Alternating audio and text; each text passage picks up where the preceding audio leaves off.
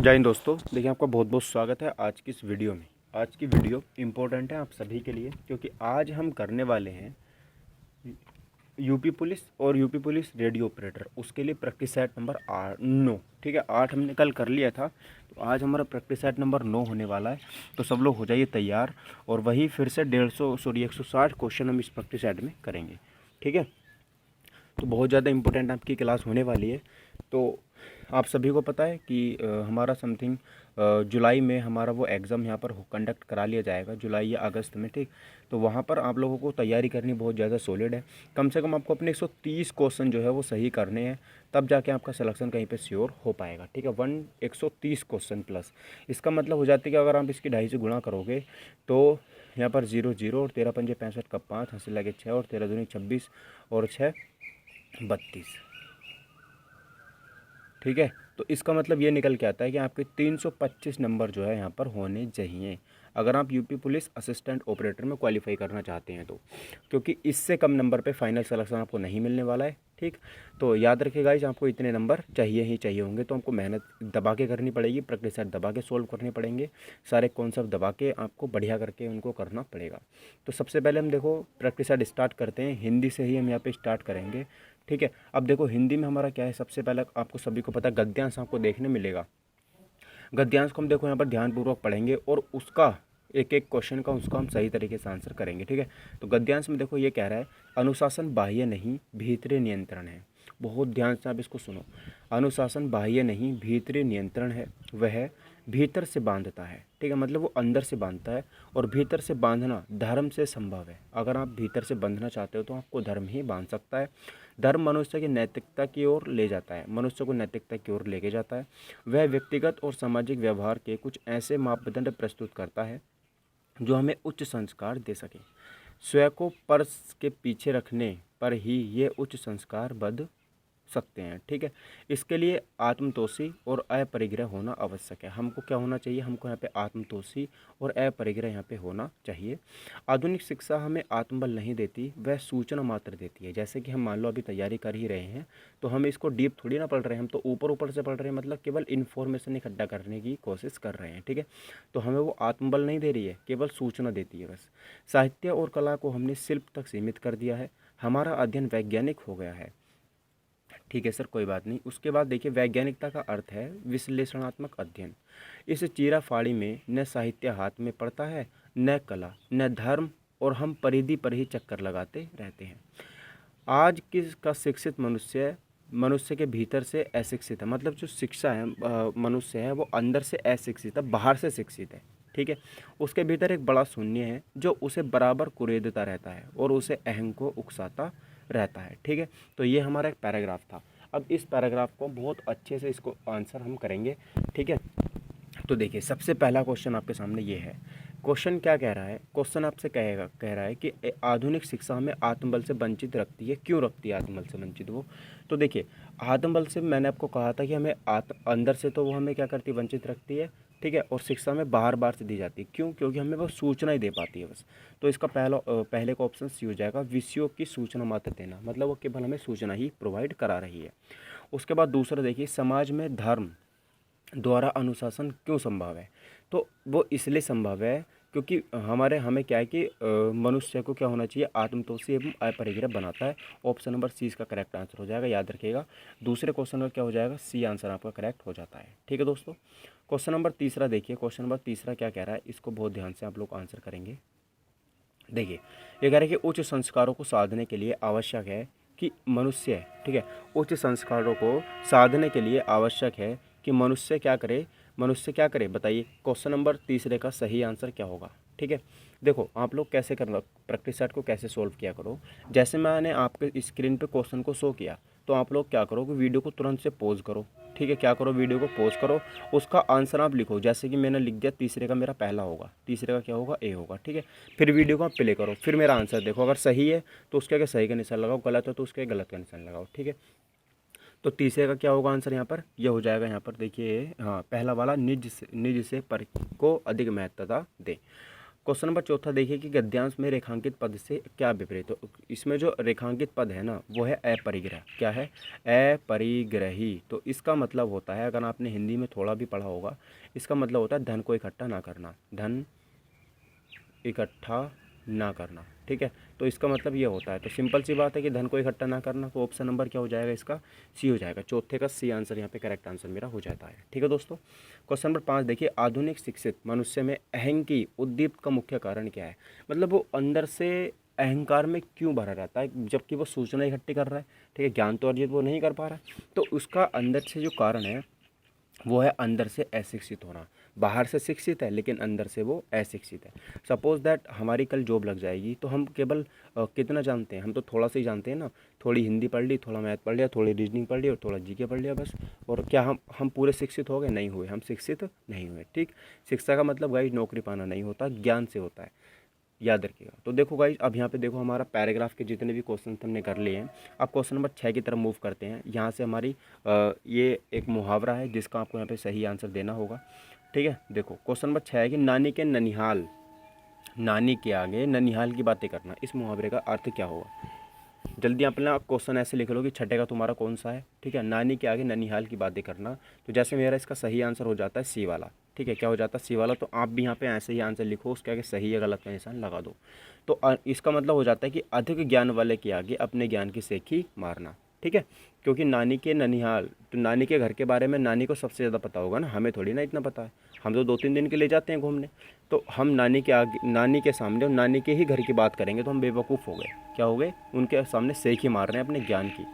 अब देखो यहाँ पर क्वेश्चन नंबर 7 है कि दो उपसर्ग किस शब्द में नहीं है। ठीक है, आपको बताना है कि दो उपसर्ग जो है वो किस शब्द में नहीं है।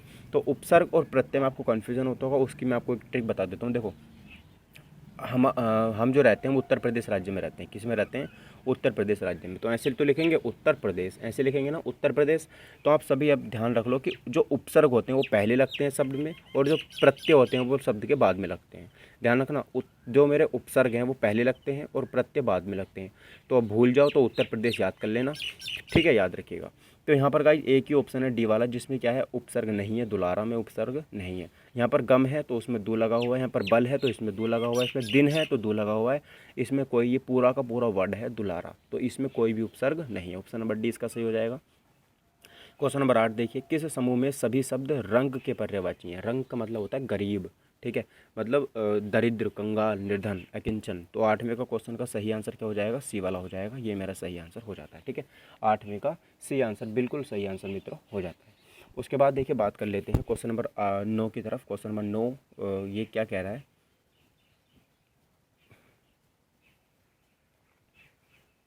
देखिए क्वेश्चन नंबर 9 है कि निम्नलिखित में से कौन सा शब्द प्रभावी का विलोम है? विलोम नहीं है, सॉरी।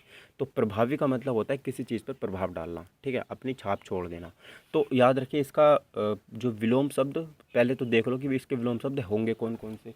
तो इसका प्रभावी का मतलब अपने प्रभाव डालना, तो अप्रभावी का मतलब प्रभाव नहीं डालना, तो पहला नहीं होगा। निष्प्रभावी ये भी नहीं होगा, प्रभाव शून्य ये भी नहीं होगा। तो क्या होगा? अप्रयुक्त होगा। यानी कि 9वें का भी मेरा सी आंसर करेक्ट आंसर हो जाता है। ठीक है, 9वें का क्या हो जाएगा? सी आंसर सही आंसर हो जाएगा।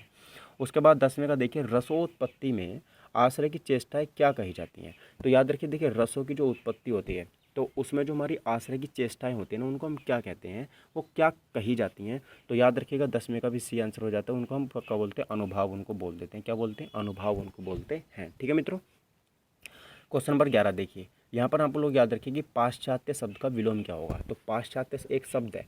देखो आपको विलोम शब्द रट के जाने हैं सारे के सारे। ये तो तय है कि 1 से 2 ही क्वेश्चन पूछे जाएंगे, लेकिन गाइज 1 से 2 क्वेश्चन में आप लोगों को तुक्का नहीं फांसना बस। ठीक है, तुक्का फांसने से गड़बड़ हो जाती है बात। तो आप लोग यहाँ पर रट के जाओ, बहुत अच्छे से उनको कंफर्म करके जाओ। तो याद रखो पाश्चात्य शब्द का जो विलोम होगा यहाँ पर क्या होगा? ऑप्शन नंबर सी होगा। तो 11 का भी यहाँ पर क्या हो जाएगा? सी हो जाएगा। पौरस्त्य। क्या हो जाएगा? पौरस्त्य इसका सही आंसर हो जाएगा, याद रखिएगा। अगला क्वेश्चन देखें कि थोड़ा नपा तुला भोजन करने वाला वाक्यांश के लिए उपयुक्त शब्द क्या होगा? जो थोड़ा बहुत भोजन करता है, नपा तुला भोजन करता है, उसको क्या बोलते हैं?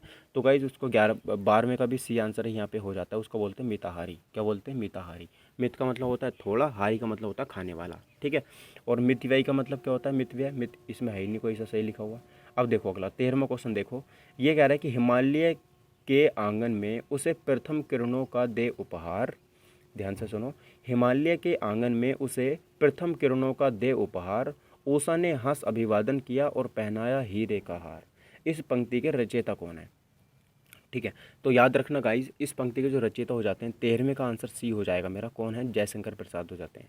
ठीक है, अब जयशंकर प्रसाद इस पंक्ति के रचयिता हैं। अब ये पूछेगा कि ये पंक्ति किस महाकाव्य से ली गई है, तो याद रखिएगा ये कामायनी से ली गई है। ठीक है, किससे ली गई है? ये कामायनी से ली गई है। कामायनी किसका ग्रंथ है? तो ये ग्रंथ हमारा किसका हो जाता है? जयशंकर प्रसाद का ग्रंथ मेरा हो जाता है। ठीक है, तो याद रखिएगा क्वेश्चन नंबर जो 13 का सही आंसर सी वाला हो जाता है। ओके, चलिए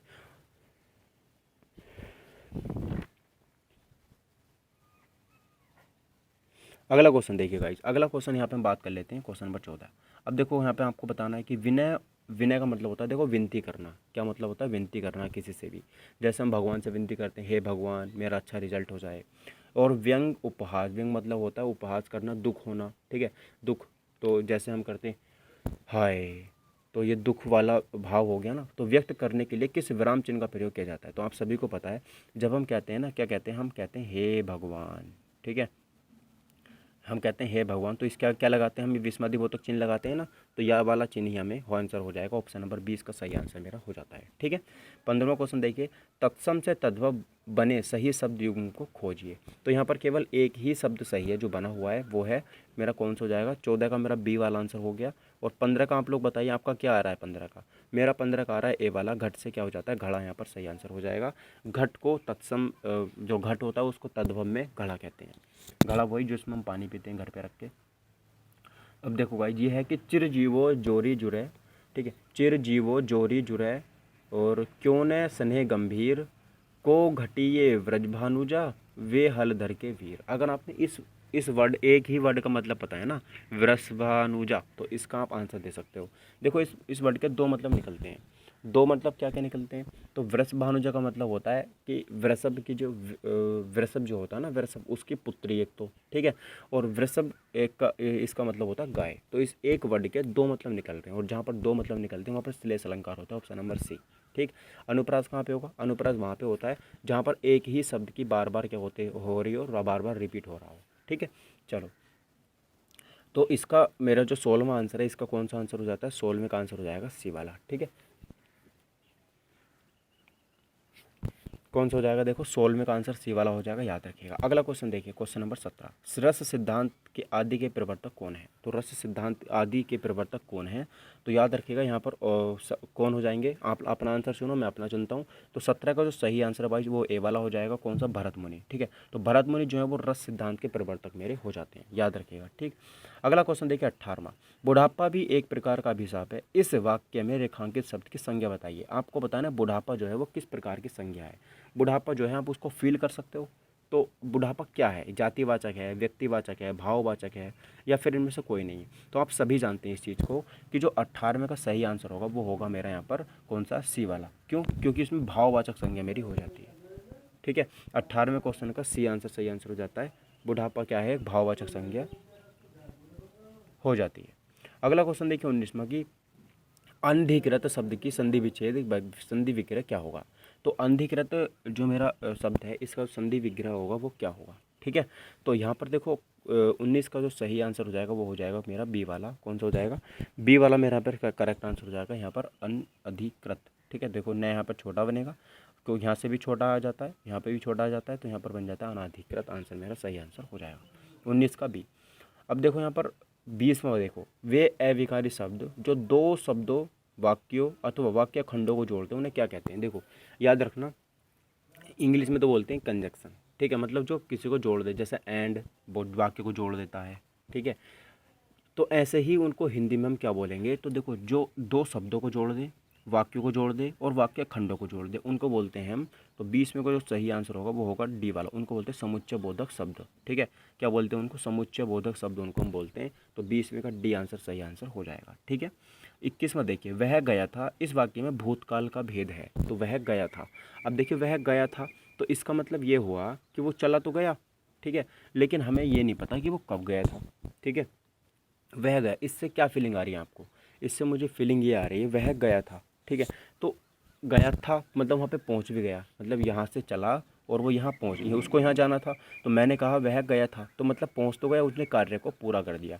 तो इसमें कौन सा हो जाएगा, पूर्ण भूतकाल हो जाएगा। 21 में का सही आंसर कौन सा हो जाएगा, ए वाला हो जाएगा। याद रखिएगा कौन सा हो जाएगा, ए वाला सही आंसर होगा। ठीक है दोस्तों। 22वां क्वेश्चन देखिए कि निम्नलिखित में से सबसे पहले आत्मकथा, सबसे पहले अपनी आत्मकथा हिंदी में किसने लिखी थी। आत्मकथा तो अपनी सबने लिखी है, लेकिन हिंदी में सबसे पहले किसने लिखी थी, ये मेरा आंसर है, क्वेश्चन है। तो याद रखिएगा 22वें का जो सही आंसर है गाइस, वो 22वें का सही आंसर डी वाला हो जाता है। क्या हो जाएगा यहाँ पर, राजेंद्र प्रसाद। तो जो भारत के प्रथम कौन थे, राष्ट्रपति थे ये, तो इन्होंने 1947 में अपनी क्या लिख दी थी, आत्मकथा हिंदी में लिख दी थी। ठीक है, याद रखा। 23वां क्वेश्चन देखिए, निम्न शब्दों में तत्पुरुष समास कौन सा है। तो तत्पुरुष समास जो यहाँ पर कौन सा होगा, तो याद रखिएगा 23वें क्वेश्चन का जो सही आंसर होगा वो होगा मेरा ए वाला, परीक्षा भवन में यहाँ पर तत्पुरुष समास है। ठीक है। क्वेश्चन नंबर 24 देखिए, निम्नलिखित में से कौन सा एक उपन्यास जैनेन्द्र द्वारा रचित है। तो देखो जैनेन्द्र क्या है, एक कौन है यहाँ पर, लेखक हो जाते हैं, और उन्होंने एक उपन्यास लिखा था, बहुत इंपॉर्टेंट है, इसको आप लोग याद रखना, बहुत ज़्यादा इंपॉर्टेंट है। तो क्वेश्चन नंबर 24 का जो सही आंसर है वो हो जाता है बी वाला, परख। क्या हो जाता है, परख। तो परख इन्होंने कब लिखा था, तो 1929 में इन्होंने क्या लिखा था, परख। ठीक है। तो जैनेन्द्र ने कौन सा लिखा था, परख यहाँ पे लिखा था।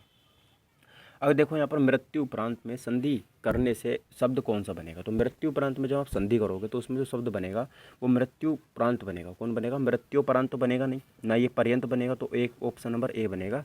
तो 25 का जो सही आंसर हो जाएगा गाइज वो हो जाएगा ए वाला, मृत्यु उपरांत। ठीक है, मृत्यु उपरांत is the right answer of this question.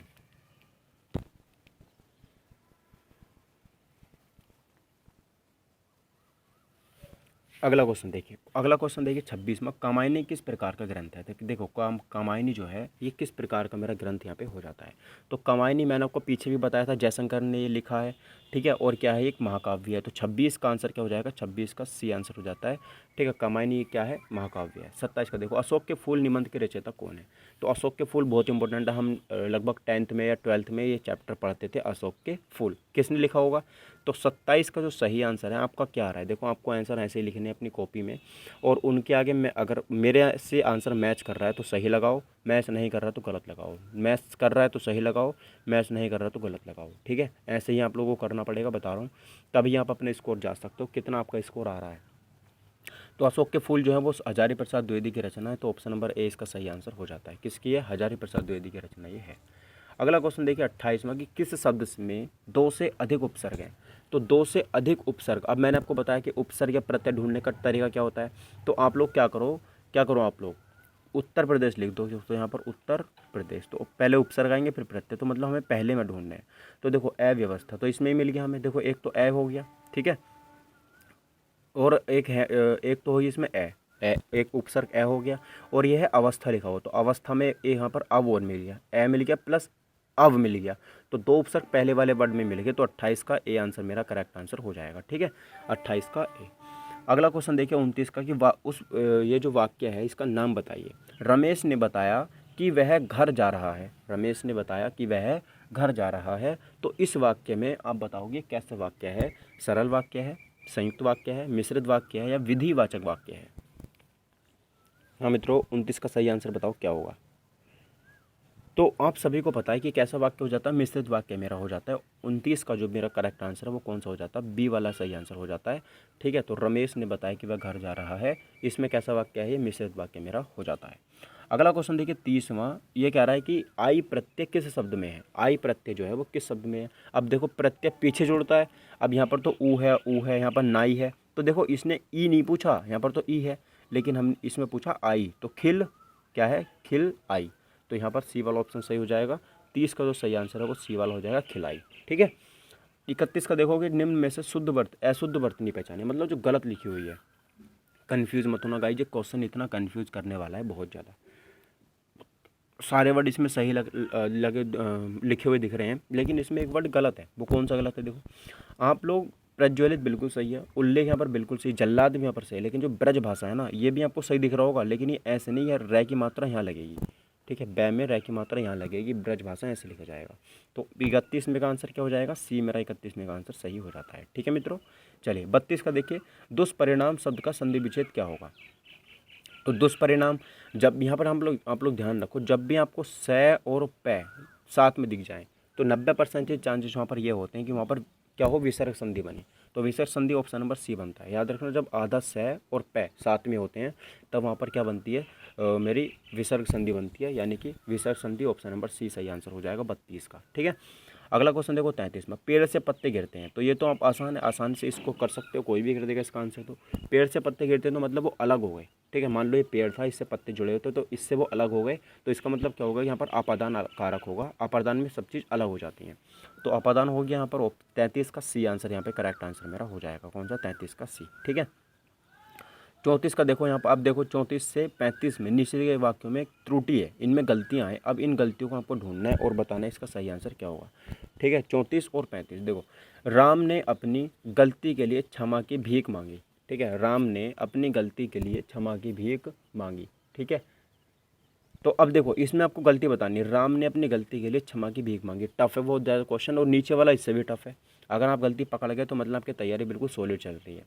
तो राम ने अपनी गलती के लिए क्षमा, अब आप यहाँ पर की भीख हटा दो। ठीक है, की भीख हट गया, तो राम ने अपनी गलती के लिए क्षमा मांगी। तो यहाँ पर वाक्य अब भी सही है, तो की भीख यहाँ पर फालतू हो गया। तो आप यहाँ पे ऐसा करो, ऑप्शन नंबर डी गलत यहाँ पे हो जाता है।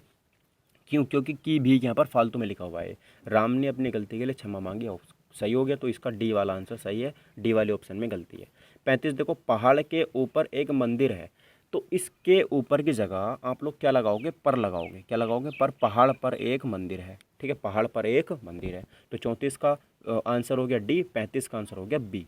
ठीक, अगला 36 में देखो, संस्कृत भाषा के ऐसे शब्द जिसका हिंदी भाषा में प्रयोग करने पर रूप परिवर्तित नहीं होता, वे क्या कहलाते हैं। मतलब जो जैसे वर्ड वो संस्कृत में थे वैसे ही हम उसको हिंदी में यूज़ कर रहे हैं, उन वर्डों को हम क्या बोलते हैं। देखो, देशज शब्द जो हमारे देश में उत्पन्न होते हैं, विदेशज शब्द जो हमने विदेशों से लिए हैं, तद्भव शब्द वे शब्द जो हिंदी जो हैं तो संस्कृत से आए, लेकिन हमने उनका क्या है, वर्तनी चेंज कर दी, हमने उनका अर्थ चेंज कर दिया। तत्सम शब्द क्या होते हैं, वे शब्द जो एज इट इज़ संस्कृत में यूज़ होते हैं, तो उनको क्या बोलते हैं। 36 का आंसर हो जाएगा यहाँ पर बी वाला, तो उनको हम क्या बोलते हैं, तत्सम शब्द बोलते हैं। ठीक है, जो परिवर्तित नहीं होते। 37 में देखिए कि द्वितीय युगीन रचना जय भारत के रचनाकार कौन है। तो जय भारत एक रचना है, जय भारत, तो इसके रचनाकार कौन है। तो इंपॉर्टेंट है बहुत ज़्यादा। तो यहाँ पर हो जाता है मेरा क्या, मैथिली शरण गुप्त, यानी कि 37 का ए आंसर सही हो जाता है। मैथिली शरण गुप्त ने की ये रचना है। याद रखना, मैंने आपको अभी 3-4 रचना याद कराई है, उनको याद रखे रहना। हजारी प्रसाद द्विवेदी की कौन सी है, हजारी प्रसाद द्विवेदी की कौन सी, अशोक के फूल है। कामायनी किसकी है, जयशंकर प्रसाद की है। और जय भारत अब किसकी होगी, मैथिली शरण गुप्त की होगी। इनको मैं अगली वीडियो में आपसे पूछूंगा। ठीक है, याद रखिएगा, अगली वीडियो में इनको मैं आपसे पूछूंगा। और एक मैंने बताया था आपको, चलो और अभी आगे बताऊंगा मैं।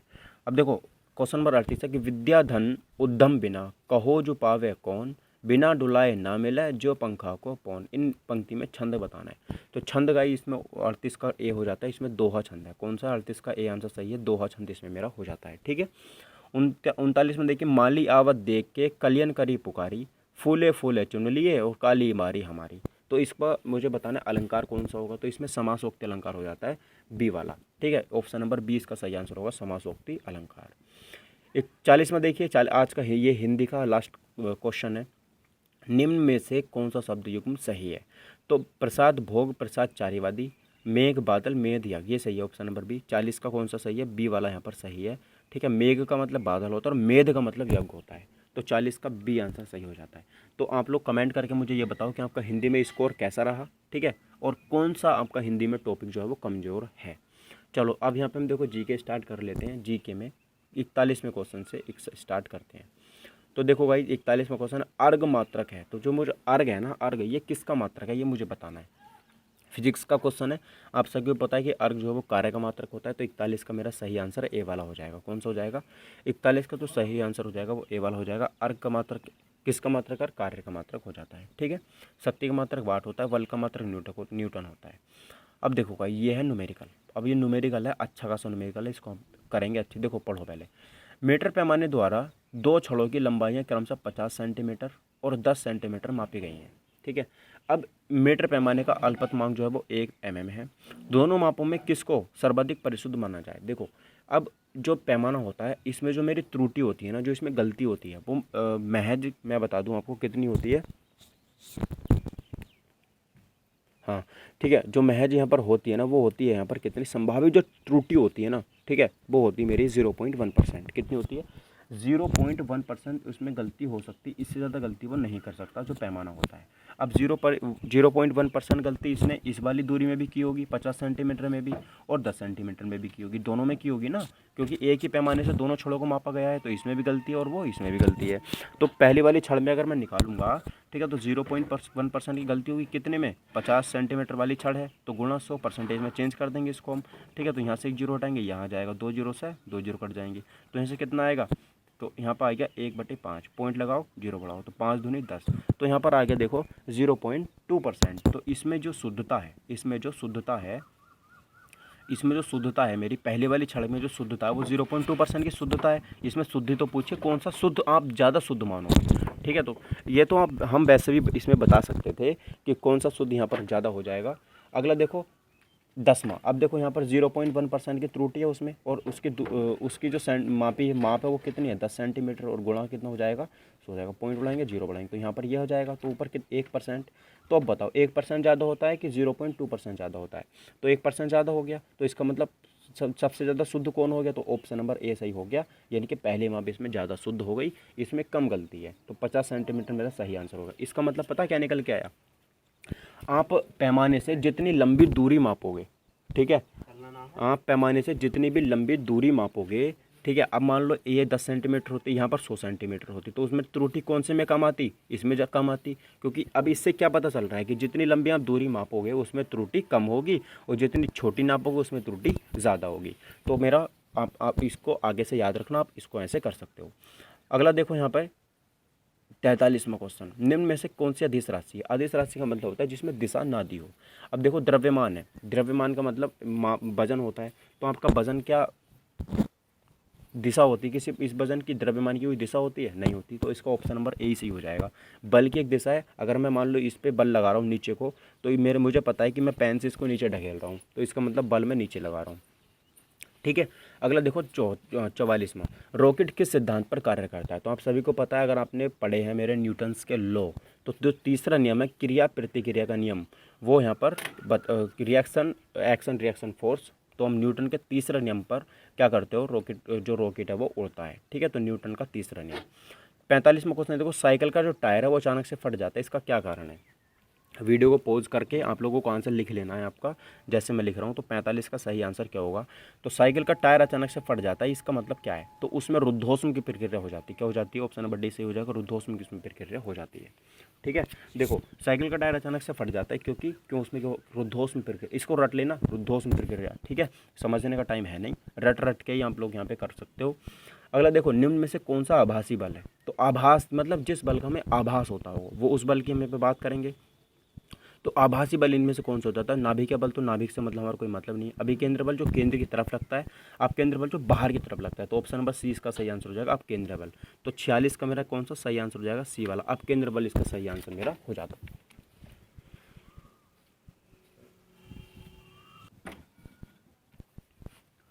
चलिए गाइस, तो 46वें क्वेश्चन का सही आंसर कौन सा हो जाएगा? सी वाला हो जाएगा, अपकेंद्रीय बल, ठीक है। अब देखो 47वां क्वेश्चन कर लेते हैं, वो भी क्वेश्चन बढ़िया है एकदम और अच्छा क्वेश्चन है। देखिए ये क्या कह रहा है? ये कह रहा है कि एक लड़का जिसका द्रव्यमान जो है वो 50 किलो है, ठीक है, मतलब मुझे एम का मान दे रखा है उन्होंने, कितना? तो मुझे एम का मान उन्होंने दे रखा है 50 किलो, ठीक है, और एक 6 मीटर लंबी ऊर्ध्वाधर रस्सी पर 1 मिनट में चढ़ जाता है। तो चढ़ते समय लड़के की शक्ति कितनी होगी? शक्ति का मतलब देखो ये होगा यू, तो इसमें फॉर्मूला लगा दो mgh। तो m कितना है उसमें? m है मेरा उसमें 50, ठीक है। g कितना लग रहा है उसमें? तो मेरा 10 लग रहा है, और h कितना हो जाएगा इसमें? 6 हो जाएगा, क्योंकि ऊंची है ना, वो ऊंचाई पर चल रहा है, बटे टाइम ले लो इसमें। तो टाइम कितना दे रखा है उसने? 1 मिनट, लेकिन हमें मिनट में नहीं, हम सेकंड में लेंगे, तो सेकंड में 60 ले लेंगे, क्योंकि एक मिनट में कितने सेकंड होते हैं? 60 सेकंड होते हैं, ठीक है। तो 10 6 धाई 60, और 10 से 10 कट जाएगा, तो 50 किलो उसका क्या जाएगा? वेट जाएगा लगभग में। तो ऑप्शन नंबर कौन सा हो जाएगा इसमें? करेक्ट आंसर ए वाला हो जाएगा, ठीक है, याद रखिएगा ऑप्शन नंबर ए। चलिए अगला क्वेश्चन देखिए, 48वां क्वेश्चन। ये कह रहा है कि यदि एम द्रव्यमान का एक पिंड है ना, एम द्रव्यमान का पिंड है, वी वेग से गति कर रहा है, तो गतिज ऊर्जा क्या होगी? तो आप सभी को पता है काइनेटिक एनर्जी आइंस्टीन साहब ने दिया था, half mv²। Option number A सही हो जाएगा 48 का, ठीक है, क्या हो जाएगा? Half mv²। 49 में देखिए कि m द्रव्यमान तथा r त्रिज्या की एक चकती 2r त्रिज्या के छल्ले के रूप में ढाला गया है, तो उसकी घूर्णन त्रिज्या क्या होगी। तो याद रखिएगा, जब आप एक चकती को घुमा रहे हो ना और उसकी त्रिज्या कितनी है, 2r उसकी त्रिज्या है, कितनी है उसकी त्रिज्या, 2r है, तो उसका जो घूर्णन होगा वो कैसे बढ़ता है, उसका जो घूर्णन होता है वो कैसे होता है, 2√2 हो जाता है। कितना हो जाता है, 2√2 हो जाएगा, यानी कि ऑप्शन नंबर सी इसका सही आंसर मेरा हो जाता है 49 में का। ठीक है, चलो 50 में देखो, दो ग्रह सूर्य के चारों ओर R1 व R2 त्रिज्या की कक्षाओं में चक्कर लगा रहे हैं। यदि उनके परिक्रमण काल T1 व T2 हो तो T1/T2 का मान क्या होगा। तो देखो ये है जो मेरा क्या बोलते हैं उसको, आवर्त काल। ठीक है, टी क्या है यहाँ पर, आवर्त काल है। तो ये आपने पढ़ा होगा, अगर आपने पढ़ा है तो इसका फॉर्मूला क्या होता है, R1/R2 इसकी पावर 3/2। तो ये सही आंसर हो जाएगा इसका बी वाला। ठीक है, 51वां सवाल देखो, जब पानी जम जाता है तो उसका घनत्व क्या होता है। आप सभी को पता है कि 4 डिग्री सेंटीग्रेड पर जो पानी का घनत्व होता है वो सबसे ज़्यादा होता है। ठीक है, 4 डिग्री सेंटीग्रेड पर पानी का जो घनत्व है वो क्या है, सबसे ज़्यादा होता है। तो 4 डिग्री सेंटीग्रेड के बाद भी घटता है और 4 डिग्री सेंटीग्रेड से पहले भी घटता है। तो 4 डिग्री सेंटीग्रेड से पहले की बात कर रहा है तो क्या हो जाएगा, घट जाएगा। ऑप्शन नंबर 20 का सही आंसर हो जाएगा 51 का। 52 देखो कि जल की भौतिक अवस्थाएं क्या होती हैं, तो ठोस, द्रव, गैस तीनों होती हैं, तो इसका डी आंसर हो जाएगा ये सभी। 53 में देखो, स्थायी कठोरता दूर करने के लिए, स्थायी कठोरता जैसे, ठीक है, कौन सी विधि का प्रयोग में नहीं लाई जा सकती। तो देखो मान लो लोहा एक स्थायी कठोरता होता है, तो उसको आप कैसे, कौन सी विधि इसमें प्रयोग में नहीं ला सकते, तो उबाल कर उसको आप द्रव में कन्वर्ट नहीं कर सकते। तो 53 का जो आंसर हो जाएगा वो हो जाएगा डी वाला। ठीक है, 54 में देखो, वैद्युत अपघट्य को प्रयोग में लाया जाता है। तो जो वैद्युत अपघट्य होता है उसको प्रयोग में क्यों लाया जाता है। ठीक है, तो उसको प्रयोग में लाया जाता है क्या करने के लिए, तो सारे काम करता है वो, धातु का शोधन भी करता है, स्पेस क्राफ्ट में, ऑक्सीजन के उत्पादन में, हाइड्रोजन से उत्पादन में। तो ऑप्शन नंबर डी सही आंसर हो जाएगा उपरोक्त सभी में। 55 में देखो, 55वां क्वेश्चन है कि कठोर जल का प्रयोग किस में किया जाता है। तो गाइस आप सभी नहाते होंगे और हमें पता तो रहता है कि हम कौन से पानी का यूज़ कर रहे हैं, लेकिन कठोर जल का प्रयोग मोस्टली नहाने में किया जाता है। तो ऑप्शन नंबर 20 का सही आंसर हो जाएगा। अब देखो, निम्न में से किसे शुष्क बर्फ यानी कि ड्राई बर्फ कहते हैं। तो जो शुष्क बर्फ होता है उसको किसे कहते हैं, तो जो ठोस कार्बन डाइऑक्साइड होती है ना, क्या होती है, जो ठोस कार्बन डाइऑक्साइड, ठोस CO2 जो होती है, इसको हम कहते हैं शुष्क बर्फ। यानी कि 56 का आंसर क्या हो जाएगा, 56 का आंसर हो जाएगा डी वाला। ठीक है, चलो 57 में देखो, एल्केन यौगिक में कार्बन की 2 संयोजकताओं के बीच का कोण कितना होगा। तो जो एल्केन यौगिक होते हैं, अगर वो 2 कार्बन की संयोजकताओं के बीच का कोण पूछेगा तो हमेशा याद रखिएगा 109 डिग्री आता है। कितना आता है, 109 डिग्री आता है, यानी कि ऑप्शन नंबर सी इसका सही आंसर हो जाएगा। ठीक है, 58 में देखो, एरोमेटिक यौगिक क्या होगा। तो एरोमेटिक जो यौगिक यहाँ पे होगा वो क्या होगा। चलिए 58 का सही आंसर आप मुझे बताएंगे। 58, ठीक है, तो जो 58 है एरोमेटिक यौगिक जो होते हैं वो क्या होते हैं। तो 58 का सही आंसर हो जाएगा सी वाला, यहाँ पर C6H6। ठीक है, C6H6 यहाँ पर सही आंसर हो जाएगा एरोमेटिक यौगिक।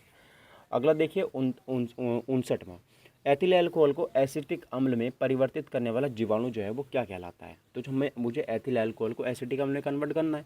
एथिल अल्कोहल मतलब माने C2H5, ये एथिल अल्कोहल होता है। किस में करना है, एसिटिक अम्ल, शायद इसका फॉर्मूला होता है CH3COOH, एसिटिक अम्ल का। तो मुझे इससे इसको कन्वर्ट करना है, तो वो जीवाणु हम कौन सा यूज़ करेंगे, तो आपको मुझे ये बताना होगा। ठीक है, तो यहाँ पर याद रखिएगा, हम यहाँ पे माइकोडर्मा एसिडिटी यूज़ करेंगे, माइकोडर्मा एसिडी। ठीक है, तो ऑप्शन नंबर 20 का सही आंसर हो जाएगा 59 का। अब देखो यहाँ पर गाइस हम आप करते हैं 60वां क्वेश्चन। 60वां क्वेश्चन यहाँ पे क्या कह रहा है,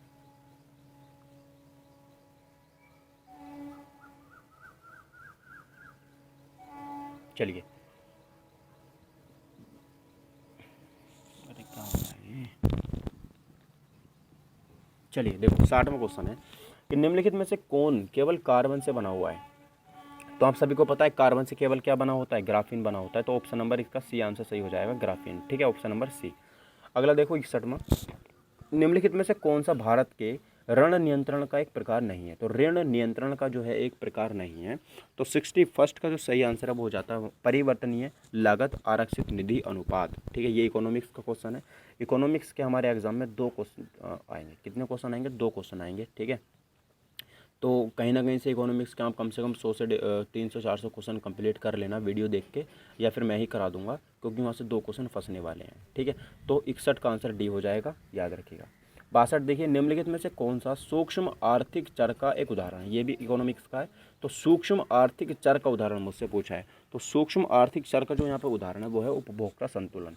ठीक है, उपभोक्ता जो होते हैं उनका संतुलन बनाए रखना ही क्या कहलाता है, यहाँ पे सूक्ष्म आर्थिक एक चर है। ठीक है, अगला क्वेश्चन देखिए, भारत में राज्यपाल बनने के लिए न्यूनतम आयु कितनी होती है? जितनी राष्ट्रपति के लिए चाहिए होती है, प्रेसिडेंट के लिए चाहिए होती है, उतनी ही चाहिए होती है किसके लिए, राज्यपाल के लिए।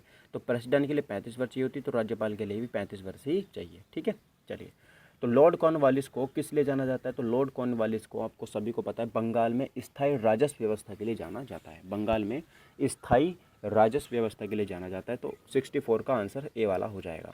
65 में देखिए, ला अल नीनो। ठीक है, अल नीनो एक जलधारा है जो आप सभी ने पढ़ी होगी ज्योग्राफी के अंदर। तो ये किस प्रकार से प्रभाव डालती है? तो ये किस प्रकार से प्रभाव डालती है? तो महासागर का खारापन कम कर देती है, खारेपन से इसका कोई संबंध नहीं है। जल का तापमान कम कर देती है, जल का तापमान कम, बिल्कुल सही है ये, क्योंकि एक ठंडी जलधारा है। ठीक है, तो 65 का यहाँ पर कौन सा आंसर हो जाएगा? 65 का मेरा यहाँ पर बी आंसर ही हो जाएगा, क्योंकि ये ठंडी जलधारा है, और जब ठंडी जलधारा निकल के जाती है तो वो तापमान को कम करती हुई निकलती जाती है। तो 65 का बी आंसर सही हो जाएगा, जल का तापमान कम कर देती है। अगला देखिए 66 में, पौधे के किस भाग से दाल चीनी प्राप्त की जाती है? तो पौधे के किस भाग से, देखो दाल चीनी का तो मुझे पता है, चीनी छाल से प्राप्त की जाती है, तो ओबीएस दाल भी छाल से प्राप्त की जाएगी। तो 66 का बी आंसर सही आंसर हो जाएगा। 67 में देखिए, निम्नलिखित में से कौन सा मानव हृदय तक अशुद्ध रक्त पहुंचाता है? देखो अशुद्ध रक्त की हम यहाँ पे बात करेंगे, तो जो अशुद्ध रक्त पहुंचाती है मानव हृदय तक, मतलब पूरे शरीर में शुद्ध रक्त घूमा, फिर अशुद्ध रक्त कौन हमारे फेफड़ों के अंदर लेके जाता है? तो हमसे ये पूछा, सॉरी हमारे हृदय के अंदर लेके जाता है, तो अशुद्ध रक्त कौन लेके जाता है? तो 67 का सही आंसर क्या होगा गाइज? यहाँ पर आप सभी को पता है, फेफड़े की जो धमनियाँ होती हैं ना, धमनियाँ, वो यहाँ पर अशुद्ध रक्त को लेकर के जाती हैं। ठीक है, तो ऑप्शन नंबर सी सही हो जाएगा। 68 का देखिए, भारत का उत्तरी मैदान किससे बना हुआ है? तो भारत का आपको पता है कि सबसे ज़्यादा उत्तरी मैदान जो है उसको गंगा का मैदान भी कहते हैं। ठीक है, क्या बोलते हैं उसको? गंगा का मैदान भी उसको हम बोल देते हैं। तो जो गंगा का मैदान है, इसमें सबसे ज़्यादा क्या पाई जाती है? इसमें सबसे ज़्यादा जलोढ़ मिट्टी पाई जाती है। क्या पाई जाती है इसमें सबसे ज़्यादा? इसमें सबसे ज़्यादा है जलोढ़ मिट्टी। क्या है? जलोढ़ मिट्टी। ठीक है, तो इसलिए हम इसको जलोढ़ मिट्टी वाला क्षेत्र भी बोल देते हैं। तो ऑप्शन नंबर इसका सी आंसर सही हो जाएगा। ठीक है, अगला क्वेश्चन देखिए, अगला क्वेश्चन क्या है? अगला क्वेश्चन बहुत आसान है। अगला देखो, भारतीय संविधान का कौन सा अनुच्छेद निर्वाचन आयोग से संबंधित है? तो निर्वाचन आयोग से संबंधित कौन सा अनुच्छेद है? आप सभी को पता है 324 के अंदर निर्वाचन आयोग के बारे में बताया गया है। तो 69 का डी आंसर सही हो जाता है। 70 देखिए, कुचिपुड़ी नृत्य किस राज्य से संबंधित है? तो कुचिपुड़ी जो नृत्य है ये आंध्र प्रदेश से संबंधित है। तो 70 का मेरा ए वाला आंसर सही हो जाएगा, आंध्र प्रदेश। ठीक है, याद रखिएगा। सूर्य से आने वाली परावैंगनिक किरणों से किस प्रकार के कैंसर की सर्वाधिक संभावना होती है? तो आप सभी को पता है, जो सूर्य से किरणें आती हैं ना, उससे सबसे ज़्यादा कौन सा कैंसर हो सकता है? तो उससे हमारा त्वचा कैंसर हो सकता है। Option number C, skin cancer जो होता है वो हमारा यहाँ पे हो सकता है। ठीक है,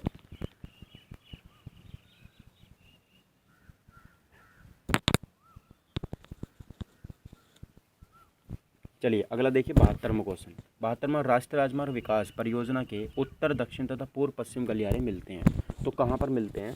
तो याद रखिएगा, जो 72 का सही आंसर है गाइज, वो यहाँ पर सही आंसर हो जाएगा बी वाला, झांसी में। कहाँ मिलती हैं वो?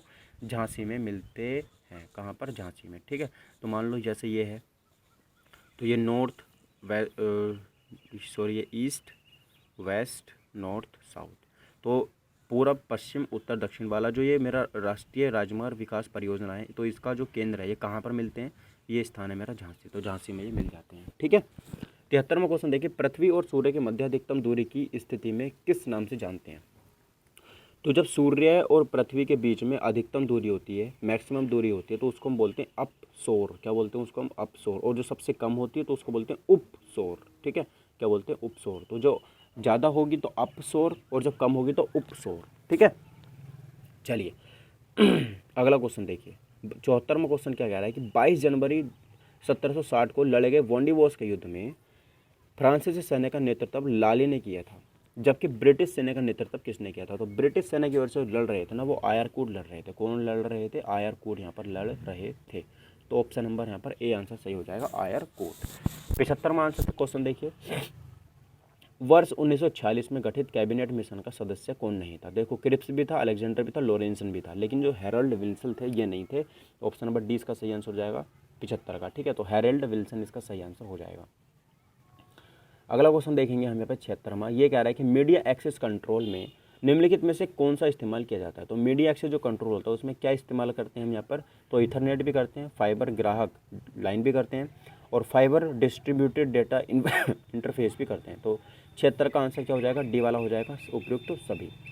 77वां क्वेश्चन देखेंगे, इसका आंसर मुझे बताएंगे कि निम्नलिखित में से किस विकल्प का उपयोग प्रेजेंटेशन, ठीक है, प्रेजेंटेशन को दिखाने के लिए प्रयुक्त नहीं होता है? प्रेजेंटेशन को दिखाने के लिए नहीं होता है। तो देखो नॉर्मल व्यू भी होता है, मास्टर व्यू भी होता है, स्लाइड व्यू भी होता है। तो 77 का आंसर का डी होना चाहिए, 77 का आंसर डी है, उपयुक्त में से कोई नहीं। ठीक है, तो 77 का आंसर क्या होगा मित्रों? यहाँ पर डी वाला आंसर हो जाएगा। अगला क्वेश्चन देखेंगे, अगला क्वेश्चन का आंसर आप लोगों को जो बताएंगे 78वां क्वेश्चन। निम्न में से कौन सा कंप्यूटर वायरस है? तो कौन सा कंप्यूटर वायरस यहाँ पर हो जाएगा? 78 का सही आंसर क्या होगा? तो 78 का जो सही आंसर है गाइस वो यहाँ पर हो जाएगा डी वाला। ये सारे हैं, देखो ट्रोजन भी होता है, निम्डा भी होता है, और डॉलर रिसाइकल बिन भी होता है। ठीक है, तो ये सारे के सारे यहाँ पर वायरस होते हैं। उत्तर प्रदेश राज्य का पुनर्गठन कब अस्तित्व में आया था? तो आप सभी को पता है 1 नवंबर 1956 को उत्तर प्रदेश राज्य जो था इसका पुनर्गठन अस्तित्व में आया था। तो 79 का यहाँ पर क्या हो जाएगा? 79 का सी आंसर सही हो जाएगा। 80 का आंसर देखिए कि उत्तर प्रदेश में स्थानीय स्वशासन का ढांचा किस प्रकार से स्थापित किया गया है? तो जो स्थानीय स्वशासन है उत्तर प्रदेश में इसका ढांचा है त्रिस्तरीय। कैसा है? 80 का यहाँ पर सी आंसर सही हो जाएगा। त्रिस्तरीय ढांचा यहाँ पर उत्तर प्रदेश में तैयार किया गया है। ठीक है, चलिए अब देखो भाई यहाँ पर मेरा क्या होता है? Math start. यहाँ से क्या होता है? मैथ मेरा स्टार्ट होता है। चलिए कर लेते हैं। देखो ये 6 शहर हैं, इन 6 शहरों में सीट में बैठने वाले उम्मीदवारों की संख्या दे रखी लाख में।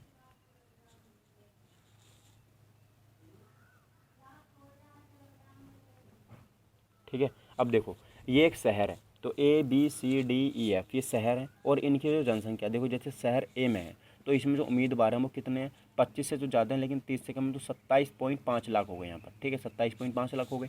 तो मुझे ऐसे यहाँ पर देख देख के आंसर देना है। देखो जो सबसे पहला क्वेश्चन यहाँ पे क्या कह रहा है? ये कह रहा है कि शहर ए से सीट में बैठने वाले उम्मीदवारों की संख्या क्या है? तो ए से तो शहर ए पे चलते हैं सबसे पहले। देखो शहर ए ये है शहर ए। तो यहाँ पर सीट में बैठने वाले उम्मीदवारों की संख्या कितनी है? तो 25 से ज़्यादा है लेकिन 30 से कम है। तो इनके बीच में 5 संख्या 2 से डिवाइड करो, 2.5 आएगा। ठीक है, तो 2.5 जब आप 27 में ऐड करोगे, 25 में ऐड करोगे तो 27.5 लाख इसका सही आंसर हो जाएगा। देखते हैं कोई सा ऑप्शन है। हाँ बिल्कुल, ऑप्शन नंबर ए ही सही हो जाएगा, 27.5 लाख। ठीक है, 82वां क्वेश्चन देखिए, शहर डी से सीट में बैठने वाले उम्मीदवारों की संख्या शहर ई से सीट में बैठने वाले उम्मीदवारों की संख्या से कितनी अधिक है? तो डी और ई देखना है हमें। ठीक है, डी और ई देख लेते हैं। देखो डी है ये वाला, तो डी ऊपर जा रहा है बहुत ज़्यादा, तो ये डी है। इसमें कितने उम्मीदवार बैठे हैं? 35। तो डी में जो बैठे हैं 35 लाख बैठे हैं। ठीक है, उसके बाद देखो ई देख लेते हैं। ई में कितने बैठे हैं? ये है ई, ये गया यहाँ पे। तो ई में कितने बैठे हैं? 27.5 लाख। तो ई में बैठे हैं 27.5 लाख। तो घटा दो, तो देखो यहाँ पर मैं इसको एक 0 लगा लेता हूँ। 10 में से 5 गए, 5 बचे। यहाँ बचा 4, यहाँ गए 14, 14 में से 7 गए, 7 बचे। ठीक है, पॉइंट लगा दो, यहाँ बचा 2, तो 7.5 लाख। ठीक है, तो 7.5 लाख जो उम्मीदवार हैं वो यहाँ पर क्या है? फालतू बैठे हुए हैं। ठीक है, तो फालतू हैं कितने? 7.5 लाख। एक मिनट। ई शहर डी से ई में बैठने वाले उम्मीदवारों की संख्या शहर ई से सीट में बैठने वाले उम्मीदवारों की संख्या से कितनी अधिक है? अच्छा, डी में बैठने वाले, एक मिनट गाइस, डी में बैठने वाले हैं 35 लाख। ठीक है, और ई में बैठने वालों की संख्या है 27.5 लाख। तो इसको घटाएंगे तो सही तो आ रहा है यार, 7.5 लाख। इसमें क्या प्रॉब्लम आ रही है भाई? एक मिनट मैं देख लेता हूँ क्वेश्चन में कोई मिस्टेक वगैरह तो नहीं है इसमें।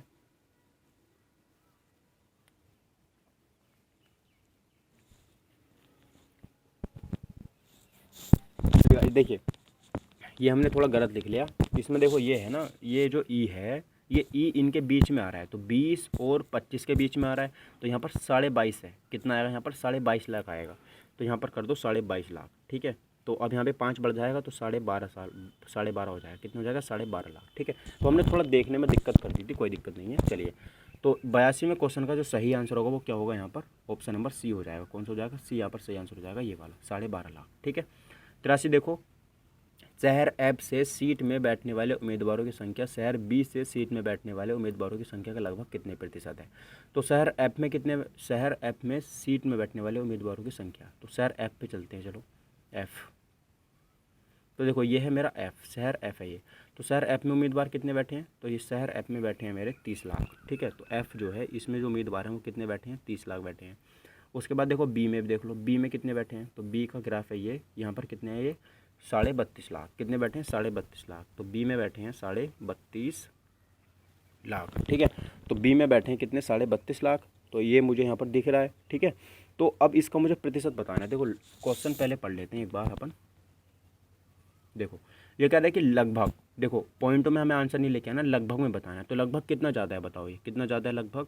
तो ये पूछ रहा है बैठने वाले उम्मीदवारों की संख्या का लगभग कितने प्रतिशत वो है।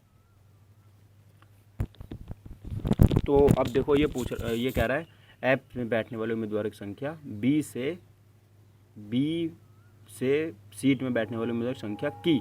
तो बी वाला नीचे आ जाएगा, ठीक है।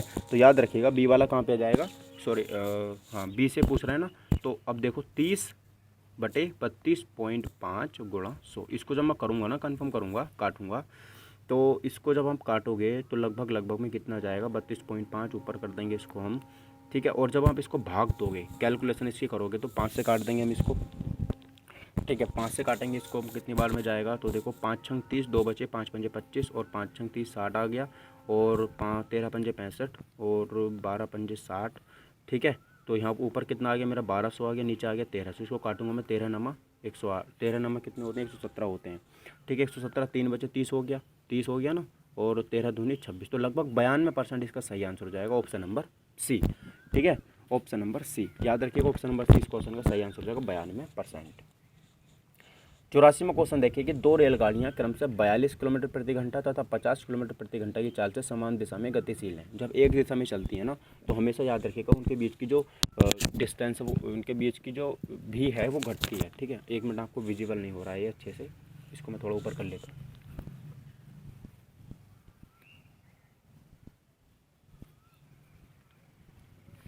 देखिए तो अब जब दो रेलगाड़ियाँ हैं वो क्रमशः 42, एक की चाल कितनी है, 42 किलोमीटर है, ठीक है। और दूसरी कितनी है, 50 किलोमीटर है, ठीक है। तो अब ये कह रहा है कि समान दिशा में चलती है। मुझे पता है कि चाल बराबर कितना होता है, दूरी बटे समय होता है, टाइम होता है। तो अब दूरी मुझे क्या बताना है इसमें, उनके समय बताना है, घंटे बताना है। तो समय बताना है, तो समय बराबर कितना हो जाएगा, डिस्टेंस अपॉन स्पीड हो जाएगा, ठीक है। डिस्टेंस अपॉन स्पीड हो जाएगा। तो डिस्टेंस कितनी कवर कर रहा है, 72 किलोमीटर, ठीक है। और उनके बीच की चाल कितनी हो जाएगी, तो 50 में से जब 42 जाएंगे तो कितना बचेगा, 8 बचेगा। तो 8 9 72, लगभग 9 घंटे के बाद वो आपस में मिल जाएंगी। तो ऑप्शन नंबर बी हो जाएगा 84 का, ठीक है। 85 का देखिए कि दो संख्याओं के वर्गों का अंतर उनके वर्गों के योगफल के 80% के बराबर है, तो बड़ी संख्या का छोटी संख्या से अनुपात क्या होगा। तो देखो कर लेते हैं इसको, आसान क्वेश्चन है। तो दो संख्या ले लो, x² प्लस y² बराबर क्या है, उनके अंतर ले लो, x² माइनस y², ठीक है। उसके बाद ये कह रहा है कि योगफल के 80% के बराबर है ना। दो संख्याओं के वर्गों का अंतर उनके वर्गों के योगफल का 80%। तो योगफल का 80% कर दो, ठीक है। 80% कितना होता है, 80/100, 1 0 से 1 0 कट गया, 2 चौक 8, 2 पंजे 10, लगभग 4/5 कर दो, ठीक है। तो अब ये 5 उधर जाके गुणा करेगा, तो कितना हो जाएगा, 4x² प्लस 4y² बराबर 5x² और माइनस के 5y², ठीक है। अब देखो 4x² इधर प्लस का इधर जाएगा तो माइनस का, तो इधर कितना बचेगा, x² बचेगा। अब बराबर इधर 4y² ऐसे रह जाएगा, और इधर से जब 5² 5y² माइनस का है तो इधर आएगा तो प्लस का हो जाएगा, तो 5y²। तो ये कितना हो जाएगा, 9y² हो गया, बराबर कितना, x², ठीक है। तो मुझे अनुपात बताना है, तो यहाँ पर कितना हो जाएगा, x² अपॉन y² बराबर कितना हो जाएगा, यहाँ पर 9/1, कितना हो जाएगा, 9/1, ठीक है। अब देखो ध्यान से देखना, यहाँ से मैं यहाँ पे आ रहा हूँ, तो x अपॉन y को लिख सकता हूँ मैं इसका स्क्वायर बराबर 9/1 ऐसे लिख सकता हूँ। तो यहाँ से वर्ग इधर अंडर रूट जाएगा, तो x अपॉन y बराबर कितना हो जाएगा, अंडर रूट में 9/1